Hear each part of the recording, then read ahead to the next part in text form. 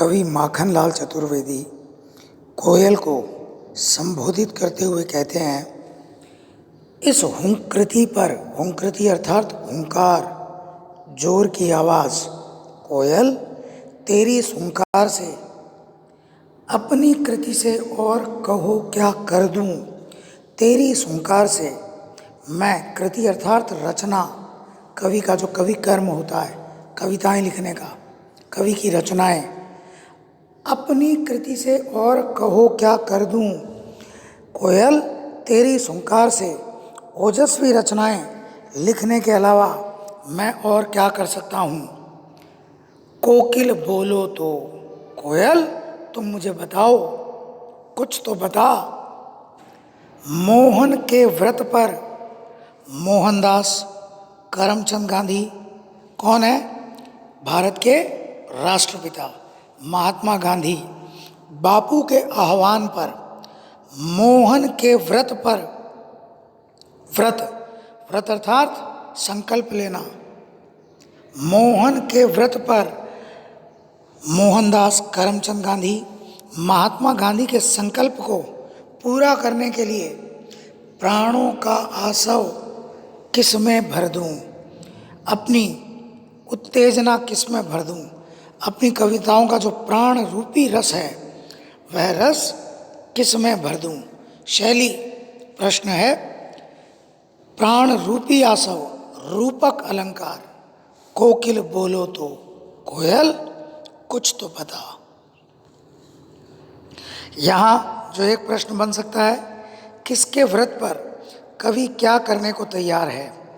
तो कवि मोहन अर्थात महात्मा गांधी के आह्वान पर देश की आज़ादी हेतु अपने प्राणों का बलिदान करने को तैयार है।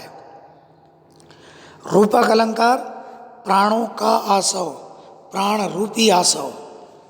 अनुप्रास अलंकार, कृति से और कहो क्या कर दूं, कहो क्या कर, क एक ही वर्ण की आवृत्ति, अनुप्रास अलंकार।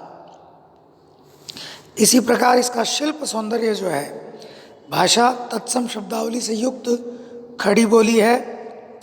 कोयल के साथ कवि ने संवाद किया है, अतः यहाँ मानवीकरण अलंकार भी होगा। शैली प्रश्न है, संबोधन है।